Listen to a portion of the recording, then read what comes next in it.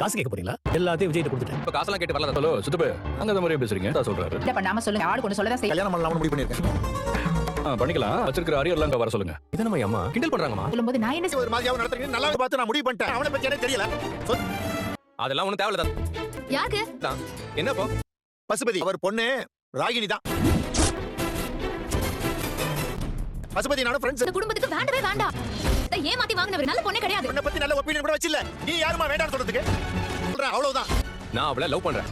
நம்ம ஏன் முடிவு பண்ண? நீ பிடிச்சிருக்கு. எனக்கு 10 நிமிஷம் டைம் இருக்கணும். அவளை என்ன கல்யாணம் பண்ணிக்க பார்த்தா. விஷயம் பேசிட்டு இருக்காங்க. நான் சொல்றதுக்கு என்ன இருக்கு? உங்களுக்கு ஓகேவா?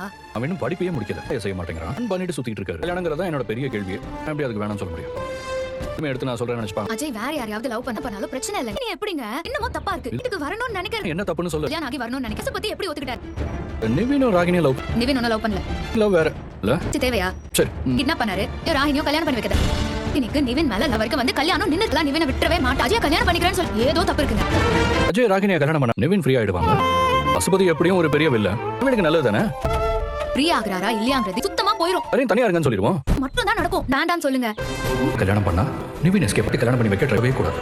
வெளியே போகும்போது இங்கலா இருக்கிறது ரொம்ப இப்ப எல்லாம் புரிஞ்சுக்கும். திரும்ப வந்தா நினைக்கிறேன். கங்காவோட அம்மா புது பிஸ்னஸ் பண்ணுறதுக்காக எல்லா சாமான் பிறந்திருக்காங்க. கல்யாணத்துக்கு முன்னாடியே நான் பண்ண அதே பிஸ்னஸ் நான் பண்ண போகிறேன் அப்படின்னு சொல்கிறாங்க. ஆனால் கங்கா ரொம்ப ஃபீல் பண்ணுறாங்க. இப்படிலாம் பண்ணாதம்மா அப்படின்னு சொல்லிட்டு என் குழந்தைய நான் பார்த்துக்கிறதுக்காக நான் எல்லா பிஸ்னஸ் நான் பண்ண போகிறேன் அப்படின்னு சொல்கிறாங்க. அந்த டயத்தில் வந்துட்டு யமுனாவும் நிவின் மீட் பண்ணி பேசிக்கிறாங்க. யமுனா ரொம்ப ஃபீல் பண்ணி பேசுகிறாங்க. அந்த மாதிரி வீட்டு ரொம்ப சண்டை இருக்குது, பிரச்சனையாக இருக்குது, அம்மாவுக்கும் சண்டை போட்டு கிடக்காங்க அப்படின்னு சொல்லிட்டு அப்புறம் நிவின் ரொம்ப ஆறுதல் சொல்கிறாங்க. எனக்கு எதாச்சும் வெயிட் பண்ணி பார்ப்போம். தேங்க்யூ.